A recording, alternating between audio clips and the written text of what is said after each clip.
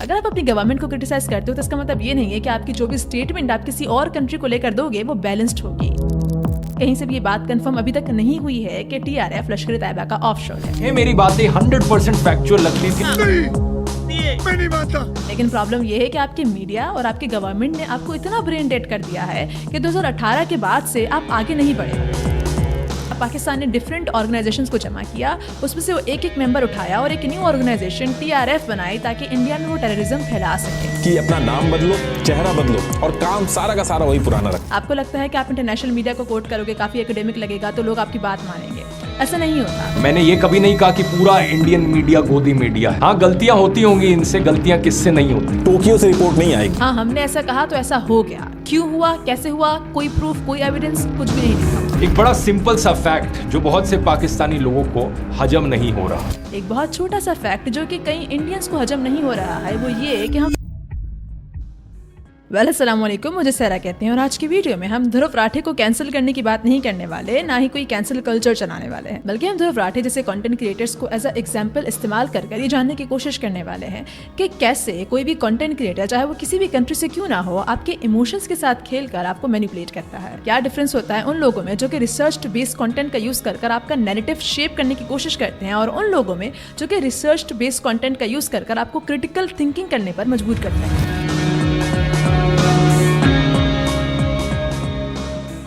ध्रुव राठे को last week इतना ज़्यादा क्रिटिसाइज किया गया उनकी कुछ रीसेंट स्टेटमेंट्स की वजह से, जो उन्होंने पाकिस्तान के ऊपर दी कि पाकिस्तान एक टेररिस्ट कंट्री है, और एफएटीएफ को भी अपील दी कि एफएटीएफ पाकिस्तान को दोबारा ग्रे लिस्ट में डाल दे। शायद उनको लगा कि उनकी 29 मिलियन ऑडियंस, जिसमें से 15 to 10 मिलियन लोग जो उनकी वीडियोस देखते हैं, वो जाकर अगर एफएटीएफ को टैग करेंगे तो एफएटीएफ जो कि इतने बड़े फंड पर चल रही है, एक बहुत बड़ी ऑर्गेनाइजेशन है जो कि पहले पाकिस्तान को एफएटीएफ अपनी लिस्ट से निकाल चुकी है, वो एफएटीएफ इन लोगों की बात मानकर बिना किसी प्रॉपर एविडेंस के ध्रुव राठे की वीडियो को एज एविडेंस यूज कर पाकिस्तान को एफएटीएफ की ग्रे लिस्ट या फिर आप कह सकते हैं कि ब्लैक लिस्ट में डाल देंगे। ये कोई छोटी बात नहीं है, बल्कि एक रिस्पॉन्सिबल इंसान की तरफ से दी गई स्टेटमेंट है जिस पर वो आज भी खड़े हैं और इसी के लिए उनको सबसे ज्यादा क्रिटिसाइज किया गया। सो गेस व्हाट, अपनी पिक्चर को व्हाइट वॉश करने के लिए उन्होंने एक और वीडियो रिलीज किया जहां पर अगेन उन्होंने मजीद स्टूपिड स्टेटमेंट्स दे दी। इस वीडियो में जो भी इंडिया की गलतियां रही हैं उसके बारे में भी बात करने की कोशिश की गई है, लेकिन अगेन इस सबसे ये प्रूफ नहीं हो जाता कि आप पाकिस्तान को एक टेररिस्ट कंट्री मानोगे। अगर आप अपनी गवर्नमेंट को क्रिटिसाइज करते हो तो इसका मतलब ये नहीं है कि आपकी जो भी स्टेटमेंट आप किसी और कंट्री को लेकर दोगे वो बैलेंस्ड होगी। पहला ब्लंडर वीडियो के स्टार्ट में ही दे दिया जाता है। I don't really understand this one thing कि ध्रुव राठे की जो रिसर्च टीम है वो पूरे आर्टिकल्स भी पढ़ती है या फिर बस कुछ अपनी पसंद की लाइनें उठाकर उनको हाईलाइट कर देते हैं। काफी बड़ा एविडेंस दे दिया है। वीडियो के शुरू में ही इंटरनेशनल मीडिया को कोट कर बता दिया कि देखो, इंटरनेशनल मीडिया भी तो रिपोर्ट कर रहा है कि टीआरएफ लश्कर तैयबा का एक ऑफशॉट है। इंटरनेशनल सोर्सेज भी अगर आप देखोगे यही चीज कह रहे हैं। तो मेरा रिसर्च टीम से बस इतना कहना है कि इन्हीं दोनों आर्टिकल्स जो कि आपने मेंशन किए हैं, इनको थोड़ा ऊपर नीचे कर पढ़ लीजिए कि वहां पर सोर्स क्या दी गई है। जहां पर भी ये मेंशन किया गया है कि टीआरएफ लश्कर तैयबा का एक ऑफशॉट है, वहां पर स्पेसिफिकली ये बात मेंशन की गई है कि ये जो सोर्स है या फिर जो स्टेटमेंट है ये इंडियन इंटेलिजेंस की तरफ से है या फिर इंडियन मीडिया की तरफ से है। प्लस वीडियो में इस आर्टिकल की हेडलाइन यूज की गई है और यही डेट 2 मई 2025 मेंशन की गई है, जबकि इस पूरे आर्टिकल में दूर तक टीआरएफ का जिक्र नहीं है। असल जो कॉन्टेक्स्ट उठाया गया है वो ये रहा और ये 9 मई 2025 के आर्टिकल का है जिसकी असल हेडलाइन ये है। और इवन इस आर्टिकल में यहाँ पर क्लियरली जब टीआरएफ का जिक्र किया गया है तो अल जजीरा ने मेंशन किया है कि टीआरएफ एक्चुअली में क्या है। 2019 में बना था आर्टिकल 370 के सस्पेंशन के बाद। यहाँ पर ये भी मेंशन किया गया है कि टीआरएफ का कोई भी इस्लामिक नाम नहीं है। हाउएवर इंडियन गवर्नमेंट ऐसा कहती है कि ये ऑफशॉट है लश्कर तैयबा का। प्लस द वेरी कॉन्टेक्स्ट जो कि ध्रुव राठे ने अपनी वीडियो में यूज किया है, इसी सेम पैराग्राफ में इंडिया का नाम लिखा हुआ है कि अकॉर्डिंग टू इंडिया, या फिर इंडिया ने इल्ज़ाम लगाया है पाकिस्तान के ऊपर। यहाँ पर दूर तक ऐसा कुछ भी नहीं लिखा हुआ कि टीआरएफ एक्चुअली में एज अ फैक्ट, टीआरएफ एक हार्ड फैक्ट है कि टीआरएफ जो है वो लश्कर तैयबा का ऑफशॉट और व्हाटसोएवर। क्लियरली लिखा हुआ है कि इंडिया ने इल्ज़ाम लगाया है, क्लियरली लिखा हुआ है कि इंडिया का ऐसा मानना है। हाँ, अगर फ्यूचर में इंडियन इंटेलिजेंस ने जो भी प्रूफ इकट्ठे कर रखे हैं वो उनको इंटरनेशनली रिप्रेजेंट करता है और इंटरनेशनली उनको एक्सेप्ट किया जाता है और उसके बाद टीआरएफ को लश्कर तैयबा का ऑफशॉट माना जाता है, उनको टेररिस्ट डेजिग्नेट किया जाता है, तो उसके बाद जाहिर सी बात है हम सभी इस बात को कबूल कर लेंगे और हम मान लेंगे। सो अगेन, अगर इंडियन मीडिया या फिर इंडियन इंटेलिजेंस की ही माननी है तो फिर उन्होंने तो टीआरएफ को लेकर काफी ज्यादा डिटेल एक्सप्लेनेशन दे रखी है और ये सारी डिटेल एक्सप्लेनेशन सिचुएशन आपके ही यूट्यूबर नितेश राजपूत ने अपनी वीडियो में एक्सप्लेन की है। एटलीस्ट वो कबूल तो करते हैं कि वो इंडियन मीडिया को ही रेफर करेंगे या फिर इंडियन मीडिया की ही बात करेंगे, बिकॉज ये सारी जो इन्वेस्टिगेशन हुई है वो इंडिया में हुई है, तो इंडियन मीडिया या फिर जो इंडियन इंटेलिजेंस ने जो भी रिपोर्ट्स दी हैं वो उसी को कोट करेंगे। कोई भी कॉन्स्पिरेसी थ्योरी नहीं है। एनआईए की जो इनिशियल इन्वेस्टिगेशन हुई है उसमें साफ ये चीज सामने आई है, जितने ओजीडब्ल्यू के बयान आए हैं, India today, times of India, the new Indian express day 1 से इस चीज को कवर कर रही है। नितेश राजपूत ने तो इंडियन मीडिया को कोट करते हुए अपनी वीडियो में ये तक कहा है कि पाकिस्तान ने टीआरएफ को बनाया था, पाकिस्तान ने डिफरेंट ऑर्गेनाइजेशंस को जमा किया, उसमें से वो एक मेंबर उठाया और एक न्यू ऑर्गेनाइजेशन टीआरएफ बनाई ताकि इंडिया में वो टेररिज्म फैला सके। ये जो टीआरएफ थी इसको ऐसे बनाया गया था कि एक क्लीन लोकल कश्मीरी ग्रुप का इल्यूजन दे, दुनिया भर से ये लोग बचे रहे जिसमें पाकिस्तान का नाम दूर दूर तक ना है। और इस टीआरएफ के अंदर जो पूरा सिस्टम था, जो ऑपरेशन था, उसको चलाने की जिम्मेदारी वही पुराने आतंकवादी जो लश्कर तैयबा जैसे मोहम्मद वाले थे उन्हीं के हाथ में थी, बस नाम बदला गया था। टीआरएफ बनने के बाद हायरिंग एक बहुत बड़ा इशू था, तो इसके लिए इन्होंने इनिशियल फेज में तहरीक मिल्लत इस्लामिया, गजनवी हिंद, हिजबुल मुजाहिदीन और लश्कर तैयबा के कुछ लोगों को मिला के इन्होंने हायरिंग स्टार्ट करी। सो इस तरह तो अगर आप इंडियन मीडिया को कोट करने लगे तो बहुत सारे एविडेंस है जो कि पाकिस्तान के खिलाफ हैं, जो कि प्रूव करते हैं कि पाकिस्तान ने क्लियरली इंडिया में टेररिज्म फैलाने के लिए टीआरएफ को बनाया है और टीआरएफ अब वहां पर एक्टिवली काम कर रहा है। और अगर इसी लॉजिक से चलना है तो पाकिस्तानी मीडिया ने भी बहुत सारे प्रूफ या फिर एविडेंस जमा कर रखे हैं कि कैसे इंडिया बलूचिस्तान में टेररिज्म फैला रहा है, इंडिया केपीके में टेररिज्म फैला रहा है। ये सारे एविडेंस या फिर ये सारे सबूत आपको पाकिस्तानी मीडिया पर पढ़ने को मिल जाएंगे। तो हम भी एक एक कर सारे पाकिस्तानी मीडिया आउटलेट्स को कोट करना शुरू कर देते हैं और बताना शुरू करते हैं कि कैसे इंडिया बलूचिस्तान में टेररिज्म में इन्वॉल्व रहा है। आपको लगता है कि आप इंटरनेशनल मीडिया को कोट करोगे, काफी एकेडमिक लगेगा, तो लोग आपकी बात मानेंगे। ऐसा नहीं होता। इंटरनेशनल मीडिया और अपनी कंट्री की मीडिया में क्या फर्क होता है उसको पहले समझ लेते हैं। इंटरनेशनल मीडिया पे हम इसलिए रिले नहीं करते कि इंटरनेशनल मीडिया हमेशा से सही होता है। गजा की सिचुएशन को लेकर देख लो तो इंटरनेशनल मीडिया आपको बायस दिखाई देगा, तो इसीलिए किसी भी कंट्री का कोई भी मीडिया अनबायस्ड नहीं होता है। सभी मीडिया बायस्ड होते हैं और कुछ कुछ ऐसे होते हैं जो कि न्यूट्रल रिपोर्टिंग करते हैं। हम इंटरनेशनल मीडिया को कोट करने का इसीलिए कहते हैं क्योंकि जब कभी भी पाकिस्तान इंडिया कॉन्फ्लिक्ट की बात आती है तो इंडियन मीडिया या फिर पाकिस्तानी मीडिया दोनों बायस्ड हो जाते हैं और दोनों एक दूसरे पर सिर्फ और सिर्फ इल्जाम लगाते हैं, जबकि ग्राउंड रिपोर्टिंग और दोनों तरफ से जो फैक्ट्स होते हैं उनको इंटरनेशनल मीडिया ही कवर कर रहा होता है, जैसे कि रॉयटर्स हो गया, अल जजीरा हो गया, CNN हो गया। अब ये मीडिया आउटलेट्स भी खुद से कोई भी स्टेटमेंट नहीं देते हैं, बल्कि दोनों पार्टीज के जितने भी एविडेंसेस होते हैं या फिर जितनी भी स्टेटमेंट्स होती हैं उनको रिप्रेजेंट करने का काम कर रहे होते हैं। तो ऐसा नहीं है कि हम इन मीडिया आउटलेट्स के ऊपर रिले करते हैं कि वहां से हमें सबूत मिलेगा या फिर वो कहेंगे तो वो सच होगा।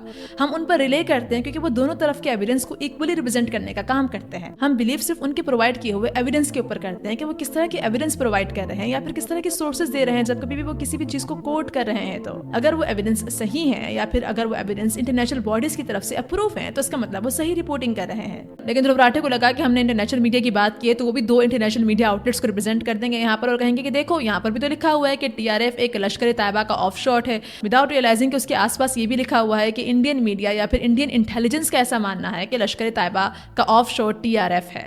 आप किसी भी इंटरनेशनल मीडिया से बिना कॉन्टेक्स्ट पढ़े कोई भी एक सिंगल स्टेटमेंट दरमियान में से उठाकर उसको हाईलाइट कर ये नहीं कह सकते कि देखो इंटरनेशनल मीडिया ने रिपोर्ट किया तो अब सच ही होगा। और माइंड यू, जो आपकी इंडियन इंटेलिजेंस है या फिर जितना भी इंडियन मीडिया एविडेंस दे रहा है वो सारे एविडेंस बार बार घुमा फिरा कर यही बता रहे हैं कि पाकिस्तान कैसे पहले से टेररिज्म को सपोर्ट करता आ रहा है, जिसको पाकिस्तान खुद से कबूल कर चुका है। पाकिस्तान के डिफेंस मिनिस्टर कबूल कर चुके हैं, पाकिस्तान के प्रेसिडेंट्स कबूल कर चुके हैं, पहले भी कई पाकिस्तानी पॉलिटिशियंस कबूल कर चुके हैं। उसके ऊपर 2019 और 18 के टाइम पर FATF के लिस्ट से निकलने के लिए हम एक्शंस भी ले चुके हैं। आपका मीडिया, आपकी इंटेलिजेंस, आपके कंटेंट क्रिएटर्स तक 2018 से भी पिछले टाइम में जी रहे हैं। उनको लगता है कि पुराने एविडेंस को बार बार रिप्रेजेंट कर बाबर ओसामा बिन लादेन का नाम लेकर, बाबर लश्कर तैयबा जैसे मोहम्मद के पुराने कनेक्शंस निकालकर हम ये प्रूफ कर देंगे कि जो अभी स्ट्राइक्स की गई हैं वो जस्टिफाइड हैं। एक बड़ा सिंपल सा फैक्ट जो बहुत से पाकिस्तानी लोगों को हजम नहीं हो रहा, एक बहुत छोटा सा फैक्ट जो कि कई इंडियंस को हजम नहीं हो रहा है, वो ये कि हम 2018, 2001, 2002 में नहीं जी रहे हैं, हम 2025 में जी रहे हैं। और हम आपसे सबूत चाहते हैं कि 2025 में आपके पास क्या प्रूफ है, कौन से कनेक्शंस हैं जो कि आपको ये बताते हैं कि आज भी जिन टेरर कैंप्स के ऊपर आपने अटैक किया है वो एक्टिव हैं। आपके पास क्या सबूत है कि जिन जिनाजों में पाकिस्तानी मिलिट्री खड़ी हुई दिखाई दी है वो जिनाजे टेररिस्ट के थे ना कि सिविलियंस के थे।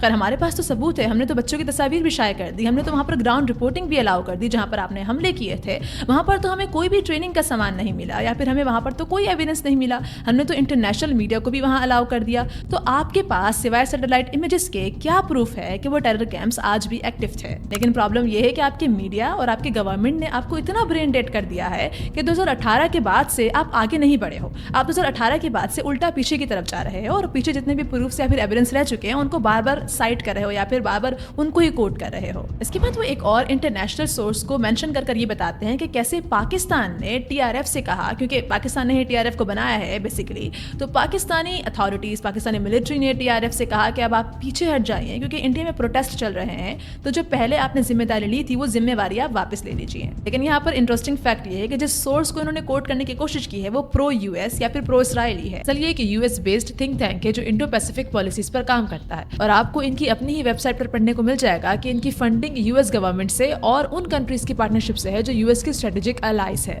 ऑब्वियसली जैसे कि इंडिया, जापान, ऑस्ट्रेलिया, और यही 4 कंट्रीज मिलकर बनाती हैं द क्वाड, जो कि एक डिप्लोमेटिक प्लस मिलिट्री अलायंस है to actually counter China and manage Indo Pacific affairs. तो पॉइंट काफी सिंपल है, अगर इंडिया इस यूएस थिंक टैंक को फंड करता है, चाहे वो डायरेक्टली हो चाहे पार्टनरशिप के थ्रू हो, तो उसका पाकिस्तान के खिलाफ इस तरह के आर्टिकल्स छापना काफी एक्सपेक्टेड है। Mashallah, what an unbiased source. A think tank funded by India's strategic partners. Shocker that it supports India's narrative. Funded by India, aligned with India, but sure, totally neutral, guys.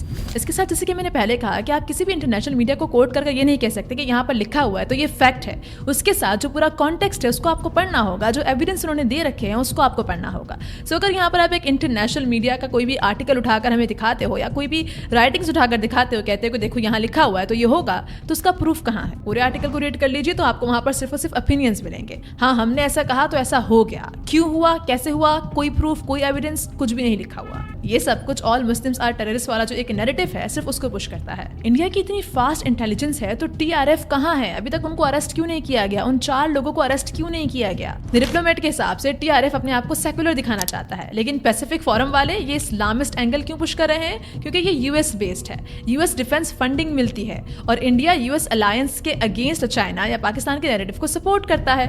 Max Abraham जो कि इसका author है, US और Indian institution से जुड़ा हुआ है। पूरा आर्टिकल जो कि कश्मीर के नाम पर बनाया गया है, कश्मीर के असली इश्यूज यानी कि आर्टिकल 370 को हटाना, लोकल गवर्नेंस या फिर इंडिया के सिक्योरिटी फेलियर्स, इन सब को इग्नोर कर देता है। पूरा आर्टिकल सिर्फ और सिर्फ पाकिस्तान को विलेन बताने में लगा हुआ है, इंडिया का रोल पूरी तरह से छुपा दिया। ध्रुव राठे का ऐसा कहना है कि ये पूरा आर्टिकल न्यूट्रल है, अनबायस्ड है, लेकिन पूरे आर्टिकल में तो पाकिस्तान को विलेन दिखाया गया है। अगर ये इतना न्यूट्रल था तो फिर पाकिस्तान को विलेन क्यों दिखाया गया? न्यूट्रल रिपोर्टिंग करता, दोनों साइड्स को रिप्रेजेंट करता। न्यूट्रल होने का मतलब दोनों साइड्स को रिप्रेजेंट करना होता है, किसी एक साइड को लेकर दूसरी साइड को डिमोनाइज करना या फिर विलेनाइज करना नहीं होता। इसके बाद आगे उन्होंने अपनी पुरानी वीडियो में जो कोई भी क्लेम्स दिए थे उनको जस्टिफाई करने के लिए इस मर्तबा ज्यादा इमोशनल वे में उन सभी क्लेम्स को डिटेल में एक्सप्लेन कर दिया कि देखो मैंने जो कहा था वो तो सच ही है, क्योंकि यहाँ पर इतना नुकसान भी तो हुआ है ना। और इस सब के बारे में हम पहले ही अपनी लास्ट वीडियो में बात कर चुके हैं, यहाँ तक कि अब्दुल रऊफ के बारे में भी मैं अपनी लास्ट वीडियो में डिटेल में बात कर चुकी हूँ। जो रेफरेंस यहाँ पर दे रहे हैं इसी रेफरेंस का यूज कर मैं अपनी लास्ट वीडियो में डिटेल में इस पर बात कर चुकी हूँ। ध्रुव राठे ने अपनी लास्ट वीडियो और इस वीडियो में सेम स्ट्रक्चर को फॉलो किया है, जैसे कि पाकिस्तान के ऊपर भारी भारी एक्यूजेशंस लगा देना, पाकिस्तान को एज अ विलन कर पोर्ट्रे कर देना, काफी चालाकी से इमोशनल टैक्टिक्स का इस्तेमाल करते हुए करना, ताकि पाकिस्तानियों को भी लगे कि हाँ हम गलत हैं, उनके क्रिटिकल थिंकिंग को थोड़ा बहुत नुकसान पहुंचे। उसके बाद अपनी कंट्री को भी थोड़ा बहुत क्रिटिसाइज कर दो बैलेंस बनाए रखने के लिए कि देखो मैं तो बैलेंस बनाकर रख रहा हूँ, मैं तो न्यूट्रल हूँ, मैं तो दोनों साइड्स पर हूँ। लेकिन अगर इन रियलिटी आप डायलॉग्स देखो, आप सोर्सेज देखो, आप टोन देखो, तो आपको रियलाइज होगा कि बार बार पाकिस्तान को सिर्फ और सिर्फ विलेनाइज करने की कोशिश की जाती है, पाकिस्तानियों को बुरा महसूस करवाने की कोशिश की जाती है। जहां पर आपको अपने फेवरेट पॉलिटिकल विंग को व्हाइट वॉश करना होता है तो वहां पर आप कह दो कि पूरा मीडिया झूठा है, लेकिन फिर जब दूसरी कंट्रीज की बात आती है तो आप आकर कह देते हो कि नहीं सारे इंडियन मीडिया आउटलेट्स बुरे नहीं है। मैंने तो इंडियन न्यूज चैनल्स की बात की थी, इंडियन मीडिया आउटलेट्स तो अच्छे हैं, कुछ कुछ अच्छे हैं, सारे अच्छे नहीं हैं। और कुछ कुछ अच्छे में आप स्पेसिफिकली चुनकर उन सभी इंडियन मीडिया आउटलेट्स के नाम लिख दो जिनको आपने एज अ सोर्स अपने वीडियोस में यूज किया है, ताकि आपका जो काउंटर बन रहा है, जो आपका रिस्पॉन्स बन रहा है, वो थोड़ा स्ट्रॉन्ग हो सके।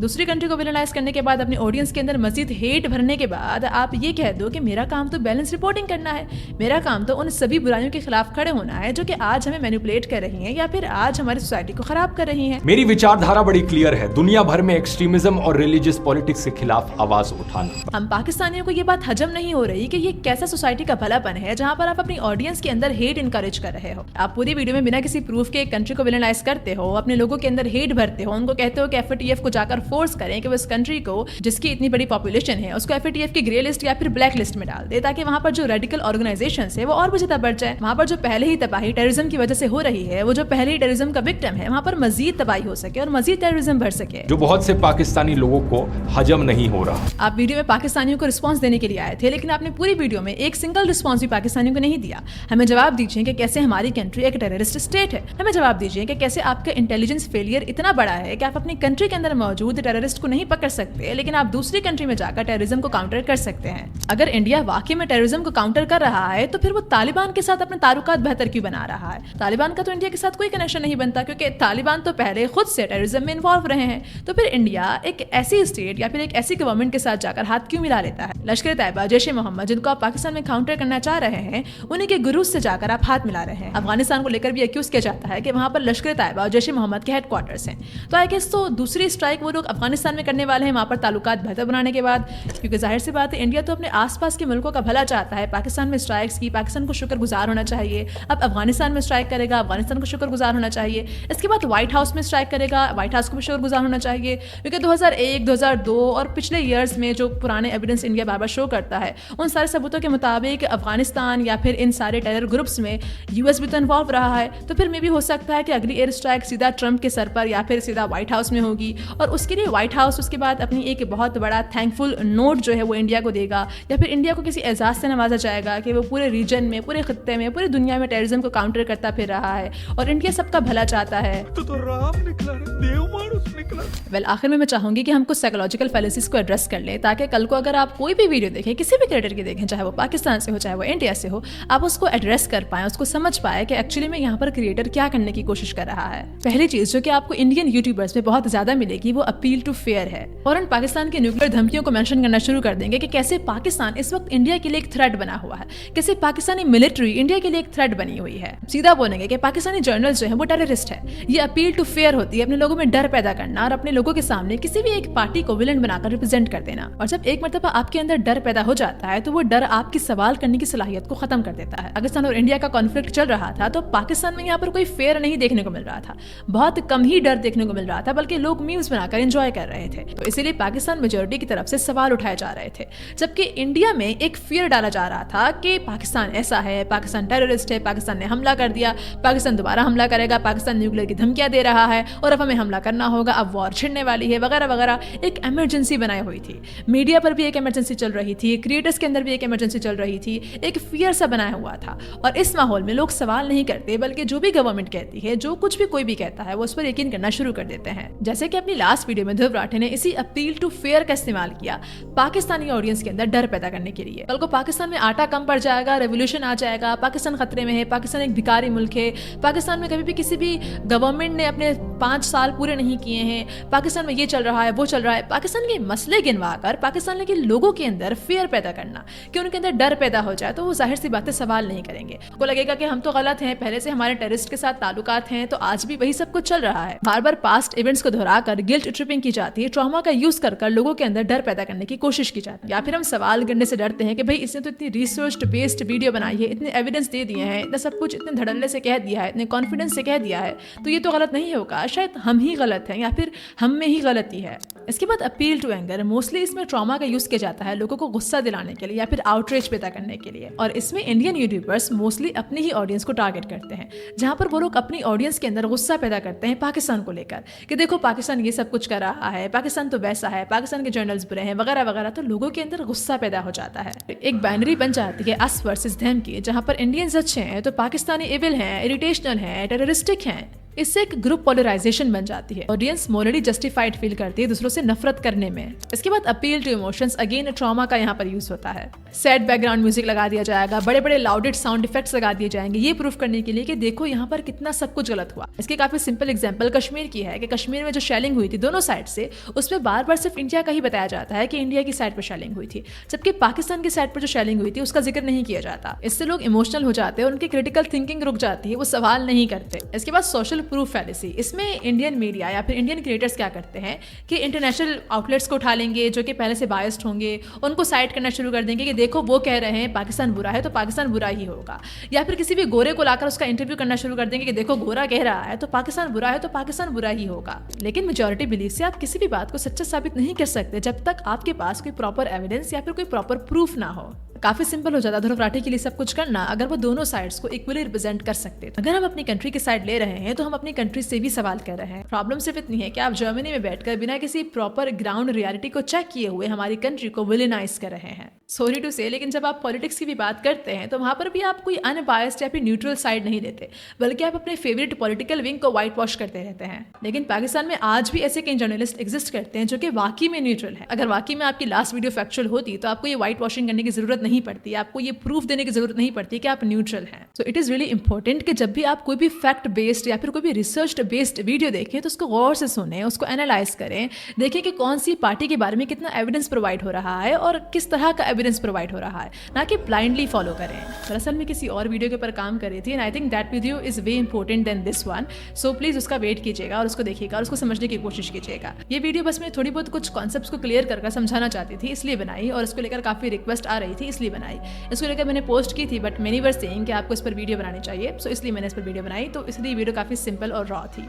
एंड यस, इस वीडियो के पोस्ट होने के बाद मेरे 100K सब्सक्राइबर्स कंप्लीट हो जाएंगे। सो अगर इस वीडियो के बाद आपको नीचे 100K का काउंट दिख रहा है तो उसके लिए सबसे पहले I am so proud of you, thank you so much for supporting me. अगर आप भी इस 100K का हिस्सा हैं so thank you so much. आप इसका हिस्सा हैं, आप इसकी सेलिब्रेशन का हिस्सा हैं, आप इस चैनल का हिस्सा हैं and you are the reason जिसकी वजह से आज मैं यहाँ पर हूँ, जिसकी वजह से मुझे बात करने का मौका मिल रहा है। So thank you so much. तो कौम का बेहतरीन असासा होते हुए अपना बहुत सारा ख्याल रखिएगा और किसी भी नैरेटिव को इतनी आसानी से कबूल मत कर लीजिएगा, सवाल करते रहिएगा। अब तक के लिए इतना ही, मिलते हैं अगली वीडियो में। तब तक के लिए थैंक्स फॉर वॉचिंग। अल्लाह हाफिज़।